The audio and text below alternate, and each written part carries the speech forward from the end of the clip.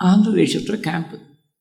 அப்போ திருக்காலம் திருதலமாக இருக்கக்கூடிய வில்வத்தால் சந்திரமகேஷுக்கு அர்ச்சனை பண்ணோம். இது ரொம்ப முக்கியமாக பகவத் பாதாள் எங்களுக்கெல்லாம் போட்டிருக்கக்கூடிய உத்தரவுன்னு பெரியவா சொல்லியிருக்கா. ஒரு நாளைக்கு வில்வம் சரியாக கிடைக்கல போகிறது. பெரியவா ஸ்நானம் பண்ணிட்டு வந்துட்டா 10 மணிக்கு. ஒரு மணி நேரம் தியானத்தில் இருந்தா. ஜாடை காட்டினா வெளியில் போய் பார்த்தா ஒரு கூட்டம் நிறைய வில்வம் இருந்து. அது மட்டும் மேனேஜருக்கு விரவரத்து போயிடுது.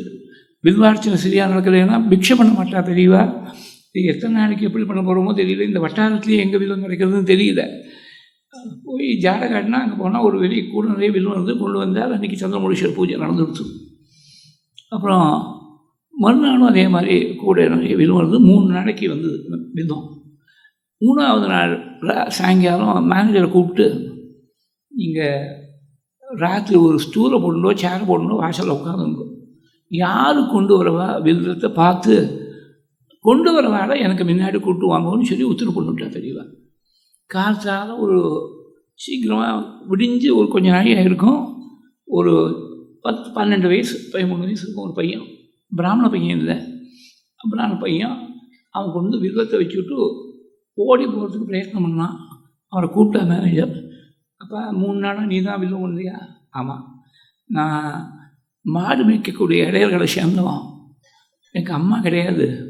நாங்கள் இங்கேயே பிறந்து வளர்ந்ததுனால எங்களுக்கு தெரியும் வில்வம்லாம் எங்கே கிடைக்கிறதுன்னு. பூஜைக்கு நான் கொண்டு வந்து கொடுத்தா நீங்கள் ஏற்றி போயிடுவோன்னு தெரியாது. அதனால தான் யாருக்கும் தெரியாமல் நான் மாட்டில் ஒரு கூடையை வச்சுட்டு போனேன். நீ ஒன்றும் கவலைப்படாப்பா, தெரியும், அதுக்கு ரொம்ப சந்தோஷம். நீ கொடுத்ததில் நீ உன் காட்டால் கொண்டு வந்துருக்கான் வில்வத்தை. நீ சாயங்காலம் ஒரு 4 மணி வாக்கில் என்ன விபூதியெல்லாம் கட்டுண்டு வேஷ்டி கட்டுன்னு வந்துடும். பெரிய உன்னை பார்க்கணுன்னு சொல்லியிருக்கா, நீ வந்துடும், தரிசனம் பண்ணி வைக்கிறேன் அப்படின்னு விட்டார் மேனேஜர். அவனும் வந்தான் 4 மணி வாக்கில். பூஜையெல்லாம் முடிஞ்ச உடனே அந்த பையனை மேனேஜர் அழைச்சின்னு போய் இவன் தான் வில்வந்தனம் கொண்டு கொடுத்துருக்கான் கைங்கிறதுக்கு. ரொம்ப சந்தோஷம்ப்பா, உனக்கு என்ன வேணும் அப்படின்னு கேட்டா பெரியவா.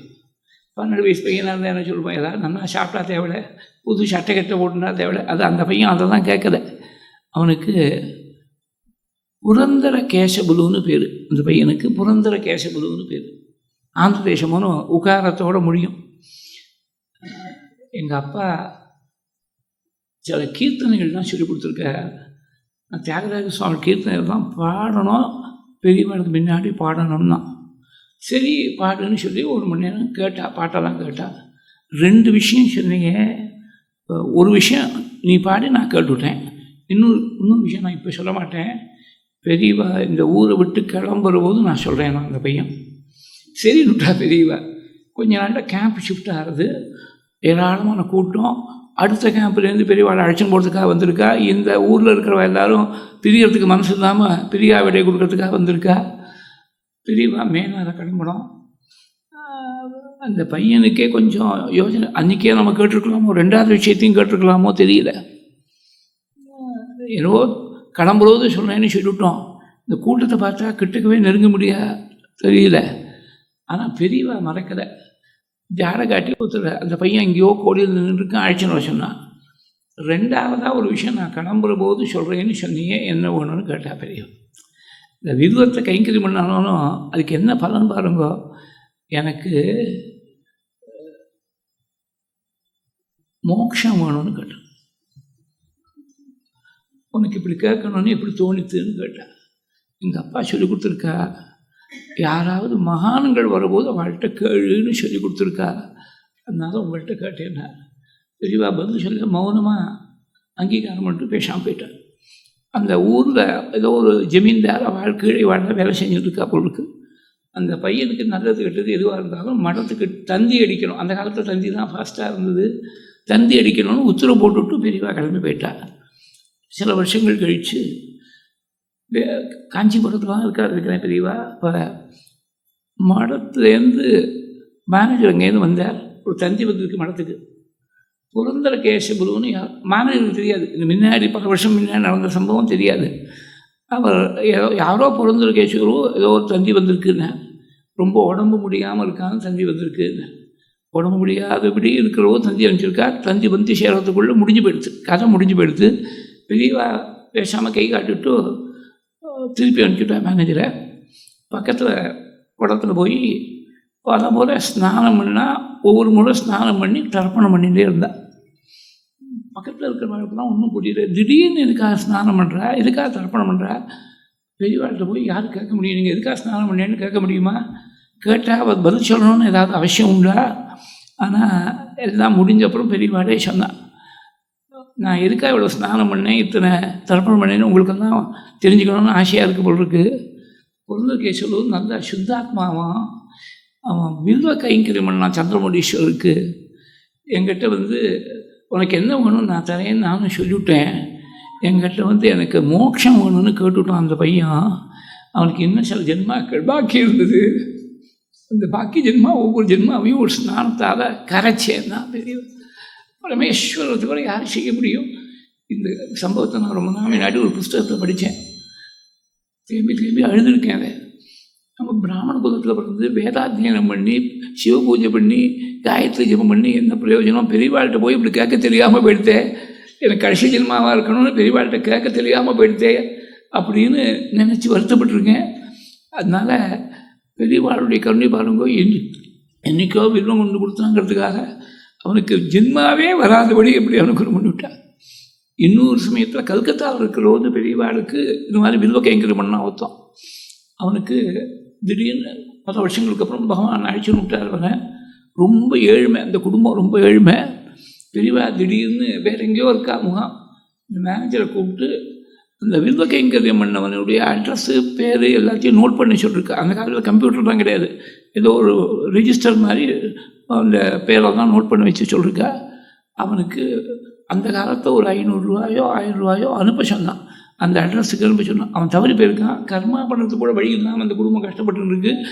வில்வ கைங்கரியம் பண்ணாங்கிறதுக்காக அந்த அந்திம காரியங்கள் பண்ணுறதுக்கு அந்த காலத்தில் 500 ரூபாங்கிறது எனக்கு 50,000 ரூபா மாதிரி அனுப்ப சொன்னான். பெரியவா சொன்னான். அந்த சின்ன சின்ன விஷயத்தை முதற்கொண்டு ஞாபகம் வச்சுட்டு அந்த கருணை இருக்க, இந்த கருணை மாத்திரம் இல்லை, அவளுடைய தபஸு வேற ஒருத்தர் நினைச்சு பார்க்க முடியாத அளவுக்கு அந்த தபஸு இருக்கு.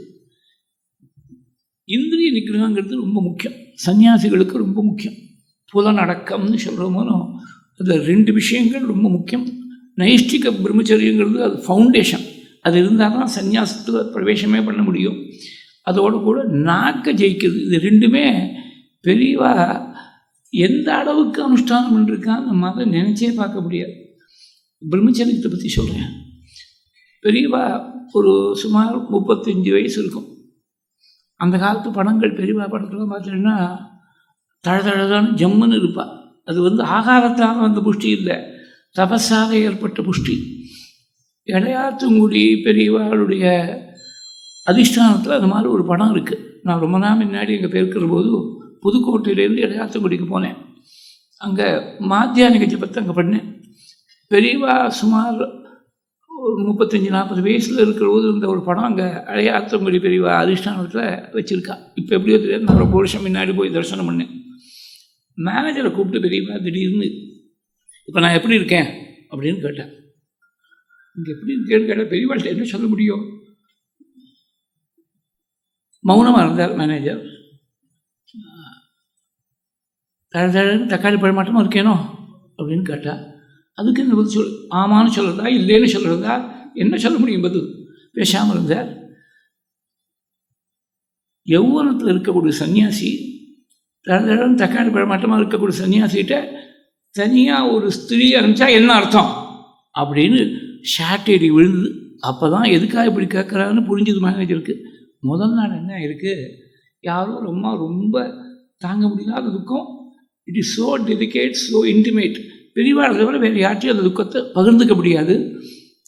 என்ன பண்ணிருக்க, மேனேஜர்கிட்ட வந்து அந்த காலத்தில் தான் பார்த்தீங்கன்னா பெரியவா வராமல் கிராமத்தில் ஒரு வீடை முழுக்க பெரியவாளுக்கு சந்திரமுடீஸ்வர பூஜைக்கு ஒழிச்சு கொடுத்துருவா. இன்னொரு வீட்டில் இந்த மலர்தூவி சிப்பந்திகள், இந்த கணக்குப்பட்ட டேபிள் வச்சுட்டு அவள் உட்காந்து இருப்பாள். சிப்பந்திகள்லாம் இருப்பாள். கிராமத்து வீடணும் வாசல்லேருந்து கொஞ்சம் மட்டும் ஒரே ஸ்ட்ரெச்சாக இருக்கும். பெரியவாள்கிட்ட விஞ்ஞாபனம் பண்ணணுன்னு ஒரு அம்மா வந்து கண்ணுங்க நீளமாக மேனேஜர்கிட்ட கேட்டிருக்கா. பெரியவா உள்ளே தான் இருக்கா, நீங்கள் போகலான்னு அனுப்பிச்சி விட்டார் அந்த மேனேஜர். பெரியவாள்கிட்ட வந்து ஏகாந்தமாக பெரியவாள்கிட்ட ஒரு விஷயம் விஞ்ஞாபனம் பண்ணணும்னு இந்த அம்மா உள்ளே நுழைஞ்சிருக்கா. ஏகாந்தமாக விஞ்ஞாபனம் பண்ணணும்னு சொன்ன உடனே தண்டத்திலிருந்து கொல்ல வழியாக வெளியில் போயிட்டா பெரியவா. மறுநாள் அன்றைக்கி மேனேஜருக்கு ஷார்ட் ஐடி இந்த மாதிரி அனுப்பலாமான்னு கேட்டால், அந்த அம்மா ரொம்ப துக்கத்தில் இருந்தால் பெரியவாளை தவிர வேறு யாரும் அந்த துக்கத்துக்கு பரிகாரமே பண்ண முடியாது, அதனால தான் அனுப்பிச்சேன் அப்படின்னு. எனக்கு மாத்திரம் அந்த அம்மாட்ட கருணை இல்லையா? நான் ஒரு தனி சன்னியாசியாக இருந்து சித்தசுத்தி வந்துடுத்துன்னு தோணிச்சுன்னா அந்த அம்மாவுக்கு ஒரு 5 நிமிஷம் அவள் சொல்கிற விஷயத்தை காது கொடுத்து கேட்கறதுனால ஒரு மனசுக்கு ஒரு சாந்தி வரும்னு சொன்னால் செய்யலாம். நான் தனி சன்னியாசி இல்லை, இந்த பீடத்தில் என்ன அம்பாள் உட்காத்தி வச்சுருக்கா. அதனால் ஆதி பகவத்பாதாளுடைய பேருக்கு லவதேசம் கூட இழுக்க வராதபடி பார்த்துக்கணும். பெரியவாளை பற்றி தப்பாக யாராவது பேசினா அவள் நாக்கு அழுகி போய்டுனார் மேனேஜர். அவளுக்கு என்ன ஆகுதுங்கிறது அப்புறம் பார்த்துப்போம், நான் எப்படி நடந்துக்கணுங்கிறது தான் இப்போ முக்கியம். அதனால் இனிமேல் யாராவது ஒரு ஸ்திரீ தனிப்பட்ட முறையில் பெரியவாள்கிட்ட ஏதாவது விஞ்ஞாபனம் பண்ணோம் அப்படின்னு அபிப்பிராயப்பட்டுன்னு வந்தால் அவளை தனியாக அனுப்பாத ஒரு மேல் எஸ்கார்ட் யாரையாவது ஒருத்தர் போட்டு, அந்த மேல் எஸ்கார்ட்டுக்கு கூட தெரியப்படாது, அவ்வளோ அந்தரங்கமான விஷயம்னா டமார செவிடா ஒரு புருஷனை எஸ்கார்ட் போட்டு அனுப்புதுன்னா பெரியவன். டமார செவிடா இருக்காரா இல்லையான்னு எப்படி வெரிஃபை பண்ணுறது, அதுக்கும் வழி சொல்லி கொடுத்தான். நான் பெரியவாழ்கிட்ட ஒரு 10 நிமிஷம் எக்ஸ்க்ளூசிவாக ஒரு இன்டர்வியூ கிடைக்கும்னாக்க நான் டமார செவிடுன்னு எவ்வளோ க்ளைம் பண்ணிட்டு போயிடலாமோனோ. இது கண் பார்வை இல்லைன்னா ஈஸியாக தெரிஞ்சு போயிடும். அதே மாதிரி ஒரு வேறு கை காலில் ஏதோ ஊனம் இருக்குன்னா தெரிஞ்சு போயிடும். இந்த டமார செவிடுங்கிறது செவிடாட்டமாக அபிநயம் பண்ணலாமோனோ. அதனால் பெரியவா சொன்னால் அந்த கூட்டத்தை யாரோ ஒருத்தர் அவருக்கு காது கேட்காதுன்னு தெரிஞ்சால் அவரை 10 அடி போக விட்டுடும். அப்போ திடீர்னு ஒரு பேரை கூப்பிடு, பேர் கூப்பிட்ட உடனே திரும்பி பார்த்தாருன்னா டமார செவிடு இல்லை, அதை என்ஷூர் பண்ணிட்டு எனக்கு டமார செவிடா ஒருத்தனை அனுப்பு, எஸ்கார்ட் போட்டு அனுப்பு மேனேஜருக்கு உத்தரவு போட்டால். அந்த நைஷ்டிக பிரம்மச்சரியத்துக்கு இன்னொரு ஒரு திருஷ்டாந்தம் சொல்கிறேன். சுமார் 20-21 வயசு இருந்திருக்கும் பெரியவாளுக்கு. 20 வயசுங்கிறது இன்னிலேருந்து பார்த்தேன்னாக்க ஒரு கிட்டத்தட்ட ஒரு 120 வருஷம் முன்னாடி, 110 வருஷம் முன்னாடி வாத்தியம கிராமத்தை சேர்ந்த ஒரு குடும்பத்தில் பொண்ணுக்கு கல்யாணம் பண்ணிருக்கா. அந்த காலத்தில் 100 வருஷம் முன்னாடி கன்னியாதாரமாக 8 வயசோ 9 வயசோ அந்த குழந்தைக்கு 14-15 வயசு பையனுக்கு கல்யாணம் ஆன கோலத்தோடு பெரியவாள்கிட்ட வந்து நமஸ்காரம் பண்ணி ஆசீர்வாதம் வாங்கிக்கணும்னு அழைச்சின்னு வந்திருக்கா. 8 வயசு குழந்தைக்கு என்ன தெரியும் சொல்லுவோம், இன்னசென்ட் சைல்டு. அது ஜடாலங்காரத்தோடு தலையை பின்னி அப்படியே அனுப்பிச்சிருக்கா. நமஸ்காரம் பண்ணுற போது அந்த தலை முடியானது ஒரு நுனி ஒரு ஒரு ஒரு மில்லிமீட்டர் எங்கேயோ பெரியவா பாதத்தில் பட்டுடுத்து போட்டிருக்கு. ஒன்றும் சொல்ல பிரசாதம் கொடுத்து அனுப்பிச்சாச்சு அந்த புது தம்பதிகளை. அடுத்த க்ஷணமே ஒரு பர்ணசாலை போட சொன்னான் தனக்காக. பர்ணசாலையை போட்டுட்டு கூரையை டிஸ்மேண்டில் பண்ண சொன்னான். 4 பக்கத்துலேயும் இப்படி வெளியில் போகிறதுக்கு ஒரு சின்ன என்ட்ரன்ஸ் எக்ஸிட் மாத்திரம் வச்சு 4 பக்கத்துலேயும் அக்னியை மூட்ட சொன்னான். பெரியவா 20-21 வயசாக இருக்கிறது. சந்திரமுடீஸ்வரர் பூஜை 3 காலமும் நடக்கிறது. தன்னுடைய தியானம் அனுஷ்டானம் தன் ஆசிரமத்துக்கு இருக்கக்கூடிய ஜபங்கள் ஒன்றுமே குறையலை. ஆனால் பிக்ஷை கிடையாது, தீர்த்தபானம் கூட கிடையாது. பஞ்சாக்னி தபஸை பற்றி காவியங்கள் தான் பேசுறது, புராணங்கள் தான் பேசுறது. 4 பக்கத்துலேயும் அக்னி, மேலே சூரியனுடைய உஷ்ணம், 5 அக்னிகள், பஞ்சாக்னி தபஸ்ன்னு பேர். 45 நாள் இப்படி ஆச்சு. நடுங்கி போயிட்டார் மேனேஜர். காலில் விழுந்து கதறி, நீங்கள் இது மாதிரி தபஸ் பண்ணீங்கன்னா உலகம் தாங்காது, யார் நாங்கள் என்ன அபச்சாரம் பண்ணுவோமோ தெரியல, பெரியவா பெரிய மனசு பண்ணி எந்த அபச்சாரமாக இருந்தாலும் மன்னிச்சு அனுகிரகம் பண்ணும். முள்ள விஷயம் வந்தது. அது மட்டும் எதுக்காக இப்படி பண்ணுறானே தெரியாது, காரணம் சொல்லலை. பர்ணாசாலையை போடுனா, கூரையை பிரித்து விடுனா, அக்னியை முட்டுன்னுட்டா சொன்னால் நடந்துருக்கு. சந்திரமுடிஷ பூஜைக்கு வர ஸ்நானம் பண்ணுறார், பூஜை பண்ணுறார், திரும்பி போய் அது அக்னிக்கு 2 உட்காந்துக்கிறார். ஒரு மண்டபம் முன்னாடி என்ன ஆச்சு தெரியுமா? ஒரு தம்பதிகளை, புதுசாக கல்யாணமான தம்பதிகள் நமஸ்காரம் பண்ணுறதுக்காக கூட்டின்னு வந்தா. அந்த குழந்தையுடைய கேசம் என் பாதத்தில் பட்டு நமஸ்காரம் பண்ணுற போது அந்த குழந்தைக்கும் தப்பான ஒரு எண்ணம் வந்திருக்காது, பெரியவாளுக்கு சத்தியமாக வந்திருக்காது.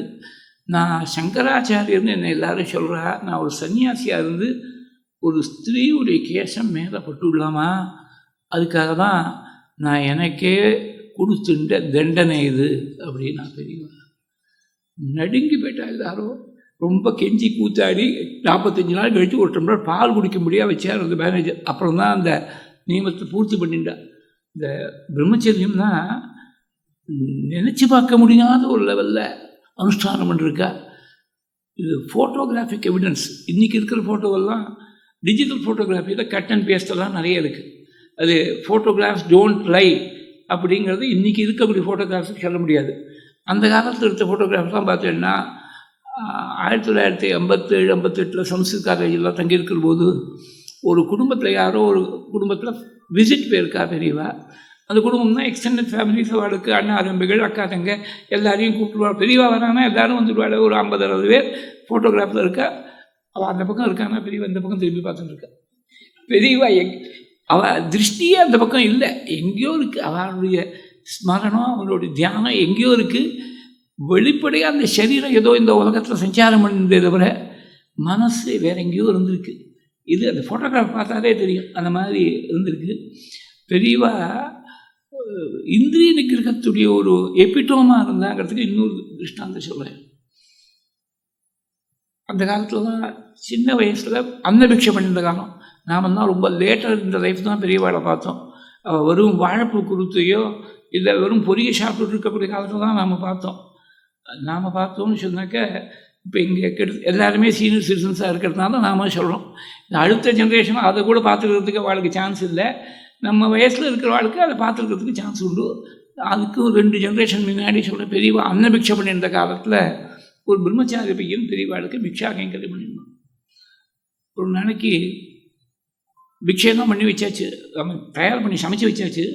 சந்திரமுஷர் பூஜையெல்லாம் முடிஞ்சது. பிக்ஷை பண்ணதை பெரியவா அங்கே ஒரு பக்தரை கூப்பிட்டு, பக்கத்தில் கோஷாலை இருக்குது, அங்கேருந்து போய் கொஞ்சம் பசு சாணம் கொண்டு வாங்க. தேங்காய் திருவிழப்புன்னு அந்த கொட்டாங்கச்சி இருக்கும் போதும் ஒரு கொட்டாங்கச்சி எடுத்துகிட்டு போய் கோமூத்திரத்தை கொண்டு வாங்க. இவருக்கு ஒன்றும் தெரியல, எதுக்காக கேட்குறா தெரியல. சாணத்தை கொண்டு வந்துட்டார் ஈஸியாக. கோமூத்திரம் நம்ம போய் பெரியவா கேட்குறாங்கன்னு பசுமாட்டை போய் சொல்ல முடியுமா?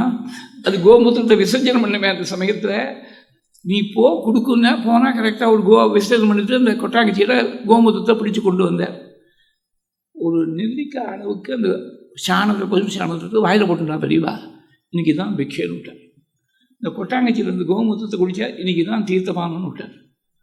மறுநாளைக்கும் அதே மாதிரி கூப்பிட்டார். 3 நாள் இது மாதிரி பண்ணேன். வெறும் கோமயம் தான் கொஞ்சம் போல் பிக்ஷை, பசு கோமூத்திரம் தான் தீர்த்தபானம் 3 நாளைக்கு.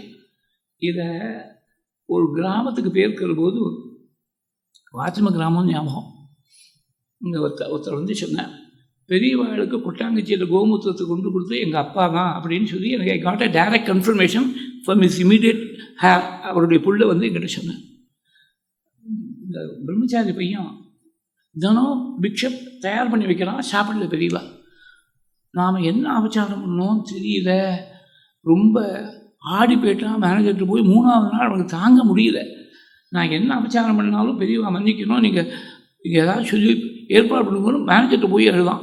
அப்போ எங்கிட்ட சொன்னால் நான் என்ன பண்ண முடியும்? 2 பேரும் பெரியவாட்ட போகும்போது அந்த பையனையும் அழிச்சுன்னு மேனேஜர் வந்து நமஸ்காரம் பண்ணி, நாங்கள் ஏதாவது அபச்சாரம் பண்ணியிருந்தா பெரியவா பெரிய மனசு பண்ணி கொஞ்சம் மன்னிக்கணும் அப்படின்னு போய் நமஸ்காரம் பண்ணேன். திரும்பி அழுது நிற்கிறான் அந்த பையன். ஏன் போய் அழறேன்னு கேட்டார். நான் 3 நாளாக பிக்ஷை தயார் பண்ணி வைக்கிறேன், பெரியவா ஸ்வீகரிக்கிற பிக்ஷையை. நான் என்ன அபச்சாரம் பண்ணேன்னு தெரியல. ஏதாவது அபச்சாரம் தெரியாமல் இருந்தால் கூட பெரியவா தெரிஞ்சோ தெரியாமலோ இருந்தால் பெரியவா மன்னிக்கணும்னு மறுபடியும் நமஸ்காரம் பண்ணான்.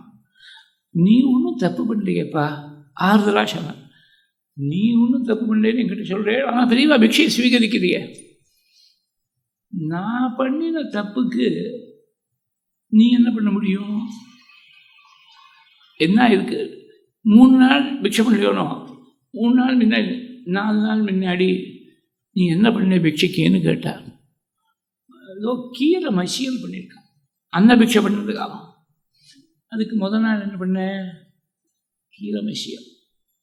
அதுக்கு முதல் நாள் 6 நாள் முன்னாடி என்ன பண்ணேன்? கீரை மசியல். என்ன இருக்குது, ஒரு நாளைக்கு கீரை மசியல் பண்ணிருக்கார். இலையில பரமானதை முழுக்க சாப்பிட்டுட்டா அவளுக்கு பெரியவா.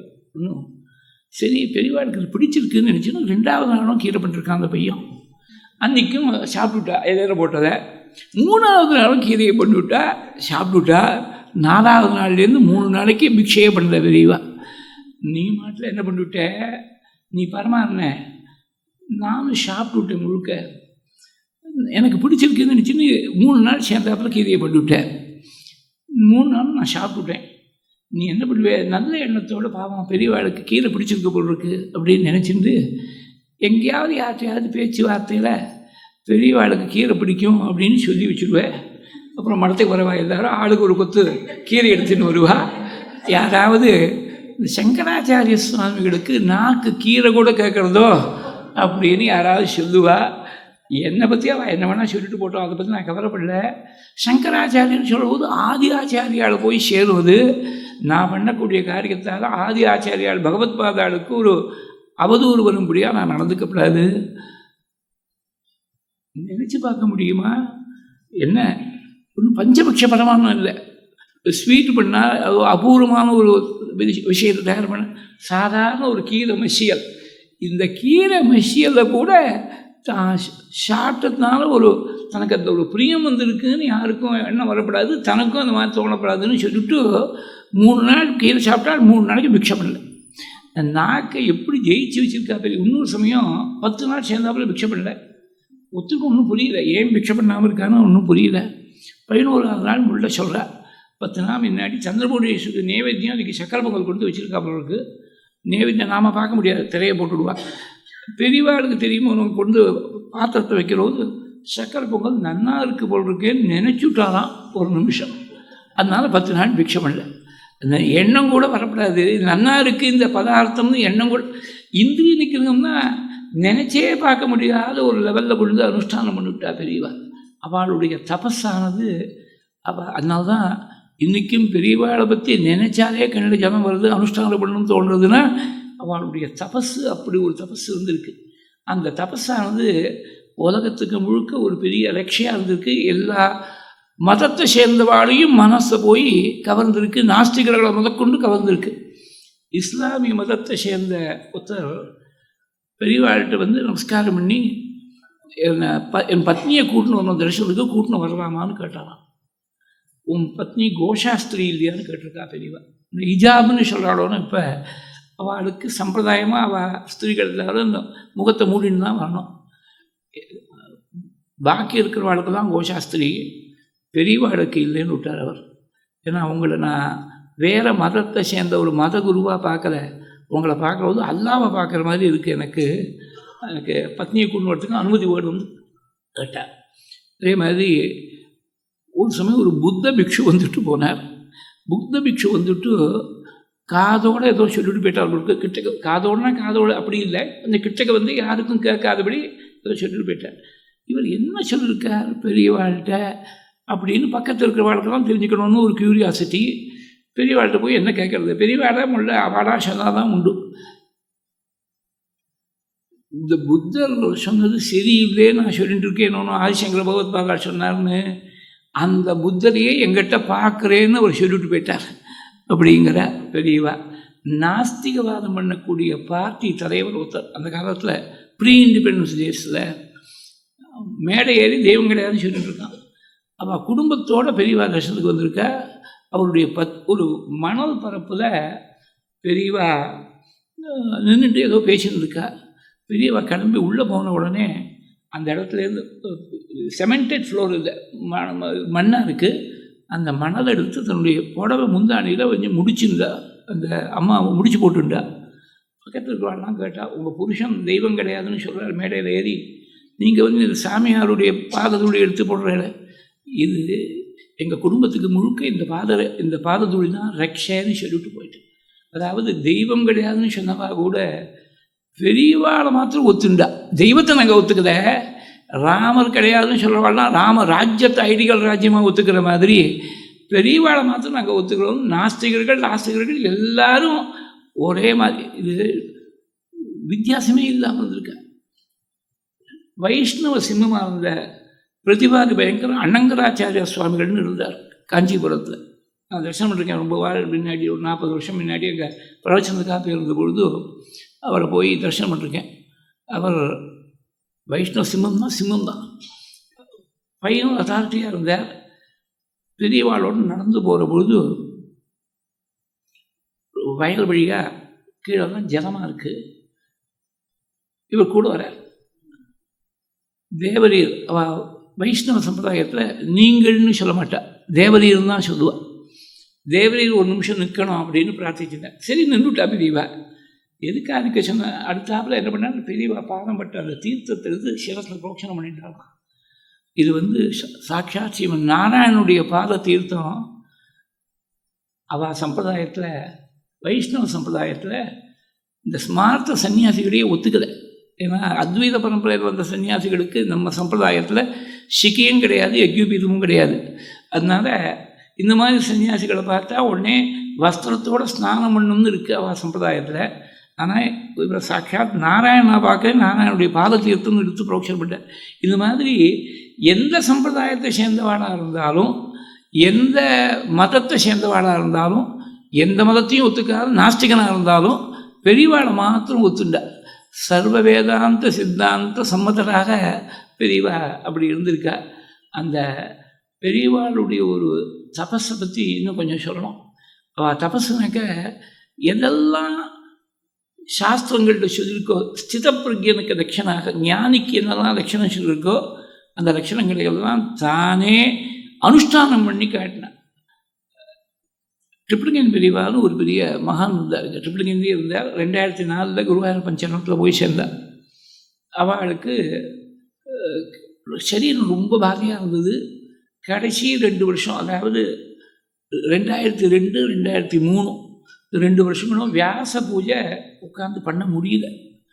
1992 சன்னியாசம் வாங்கிட்டா. 12 வருஷம் சன்னியாசாசிரமத்தில் இருந்தால். அப்போ நான் அடிக்கடி போய் தரிசனம் பண்ணிருக்கேன். அவளை சன்னியாசாசிரமத்தில் ஒரு 300-400 முறை தரிசனம் பண்ணிருப்பேன். வெஸ்ட் மாம்பலத்தில் ஒரு பெரியவாக இருந்தால், தர்மசாஸ்திரத்தில் அவள் தான் அத்தாரிட்டியாக இருந்தாள். விநாயகர் நாராயண சாஸ்திரிகள்னு அவள்கிட்டையும் சில மந்திரோபதேசம் சிவபூஜை தான் அவள் தான் எனக்கு எடுத்து வச்சா. 2 இடத்துலையும் நான் ஈடுபட்டதுனால அவள் இருக்கிற விட்டும் விநாயகர் சாஸ்திரிகள் தான் தர்மசாஸ்திரத்துக்கு அத்தாரிட்டியாக இருந்தால். சவுத் இந்தியா முழுக்க அவளும் மகாபெரியவாளுடைய பெரிய கருணைக்கு பாத்திரமானவா. இந்த மாதிரி வியாச பூஜை பார்த்தீங்கன்னா குறைஞ்சது ஒரு 4-4.5 மணி நேரம் ஆகும். 63 எலுமிச்சம்பழத்தில் 63 தேவதா சுரூபம், ஒவ்வொன்றுத்தையும் தனியாக தியானம், ஆவாகனம், தூபம், தீபம், நைவேத்தியம், கல்பூரம் ஒவ்வொன்றுத்தையும் தனித்தனியாக கணக்கு போட்டுங்கோ. 63 எலுமிச்சம்பழத்தில் 63 மூர்த்தங்களுக்கு அது பண்ணுற போது எவ்வளோ நாழி ஆகும்? 4-4.5 மணி நேரம். கிடுகிடுன்னு பண்ணால் கூட 4-4.5 மணி நேரம் ஆகிடும். சேர்ந்து உட்கார முடியல. அவருக்கு பைபாஸ் எல்லாம் சர்ஜரி ஆகிருக்கு. இப்போ விநாயகர் சாஸ்திரிகிட்ட போய் நீங்கள் அவர்கிட்ட ஈடுபட்டிருக்க கேட்டுன்னு வாங்குவோம், தர்மசாஸ்திரம் தான் அத்தாரிட்டியாக இருக்க, என்ன பண்ணலாம் கேட்டுன்னு வாங்குவோன்னு என்ன அனுப்பிச்சார். நான் போய் கேட்டேன். சங்கல்பம் மாத்திரம் அவர் பண்ணிக்கிட்டோம். இந்த வியாச பூஜையை அவர் சிஷ்யாள் யார் வேணா கிரஸ்தாள் வெள்ளை வேஷ்டி இருக்கவாலும் பண்ணலாம் அப்படின்னு சொன்னார். அடி எனக்கு இந்த பாக்கியத்தை கொடுத்தார். 2002, 2003 வியாச பூஜையை அங்கே அவர் பக்கத்தில் உட்காந்துருப்பார். நான் உட்காந்து அவள் அது எதி தர்ம பிரதிகா புஸ்தகங்கள் தான் இருக்குது, அதை வச்சுன்னு பூஜையை பண்ணி. அப்போ வியாச பூஜையுடைய பூர்த்தி 2 மாதம் கழித்து விஸ்வரூப யாத்திரைன்னு சொல்லி அன்றைக்கி பகவத்கீதையில் 11வது அத்தியாயம் விஸ்வரூப தரிசன யோகம் அதை படிக்கிறது வழக்கம். மகாபெரியவா காலத்தில் இவா போய் படிச்சிருக்கா, ட்ரிப்ளிகேன் பெரியவா போய் படிச்சிருக்கா. இப்போ சமீபத்தில் ஒரு 3-4 வருஷமாக விஸ்வரூப யாத்திரை அன்றைக்கி பாரத பெரியவா உத்தரவு பண்ணி அங்கே அந்த கீதைக்கு பூஜையெல்லாம் பண்ணுறதுக்கு அடியனுக்கு இந்த பாக்கியத்தை கொடுத்து அவள் பெரியவாளே படிப்பா அந்த விஸ்வரூப தரிசனம். இந்த 2002, 2003 2 வருஷம் வியாச பூஜைக்கு தொடர்ச்சியாக விஸ்வரூப யாத்திரைக்கு மத்தியானம் 3 மணி வரல போவேங்க. போனால் அந்த விஸ்வரூப தரிசன யோகம் படிக்கிற போது அங்கங்கே அனடேட் பண்ணிட்டு வருவார். கடைசி ஸ்லோகம் இருக்குது 11வது அத்தியாயத்தில். மத்கர்மகத்து மத்பர்மகா மத்பக்த சங்கவர்ஜிரகா 5 லட்சணம் சொன்னேன். என்னுடைய காரியத்தையே பண்ணிட்டு மத்கர்மகத்து, என்னையே நினைச்சுன்னு மத்பரமாக மத்பக்தா எங்கிட்டையே பக்தி பண்ணிட்டு உலகத்தில் எந்த வஸ்துவிலையும் பற்றுதல் இல்லாமல் சங்கவர்ஜிதா. 5வது, எந்த பிராணிகளிடத்துலையும் லவலேஷம் கூட துவேஷம் இல்லாமல் நிர்வைர சர்வபூதேஷு எஸ்ஸமாமேதி பாண்டவான்னு இருக்கு. அது சொல்கிற போது ட்ரிப்ளிகன் ஸ்லோகத்தை படிக்கிறதோ சொன்னால், முதல் 4 ஈஸி, 5வது ரொம்ப கஷ்டம். பெரியவா உத்தரவு தான் அப்படி இருக்க முடியும். நிர்வைர சர்வபூதேஷு, எந்த ஜீவராசிகளும் துவேஷமே இல்லாமல் இருக்குது. நான் ட்ரிப்ளிகன் பிரிவா ஒரு ஜென்ரேஷன் மேலே எங்கள் அப்பா வயசு இருக்கும் இருந்துட்டேன். அதனால் எங்கள் அப்பாட்ட பழகிறத விட இன்னும் கொஞ்சம் நெருக்கமாகவே அவர்கிட்ட பழகக்கூடிய ஒரு சுவாதீனத்தை கொடுத்தார்.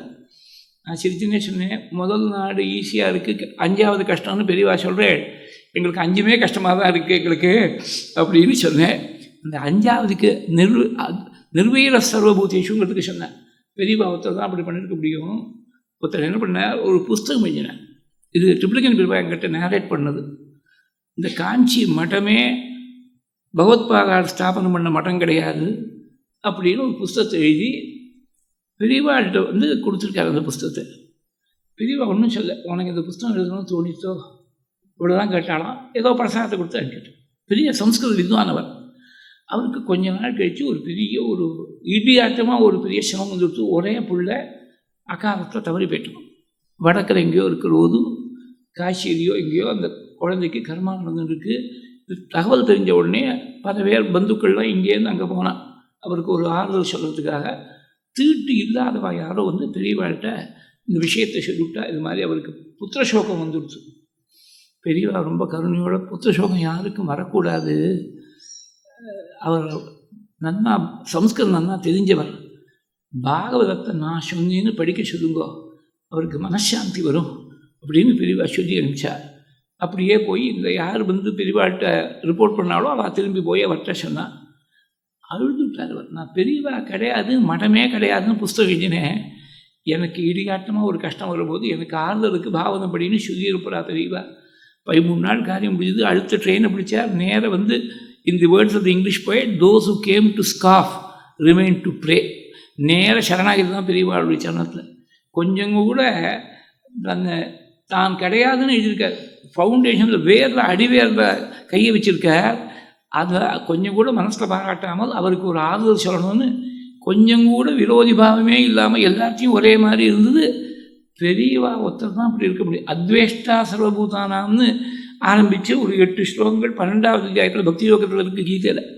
அந்த 8 ஸ்லோகங்கள், இந்த 8 ஸ்லோகங்களில் சொல்லியிருக்கக்கூடிய தர்மத்தை யார் அனுஷ்டிக்கிறானோ அவன் எனக்கு ரொம்ப பிரியமானவர்னு கடைசியில் 8வது ஸ்லோகம், மொத்தம் 20 ஸ்லோகம் அந்த அத்தியாயத்தில் கடைசி ஸ்லோகத்தில் சுவாமி முடிச்சிருக்கார். ரொம்ப ரொம்ப அழகான ஸ்லோகங்கள்.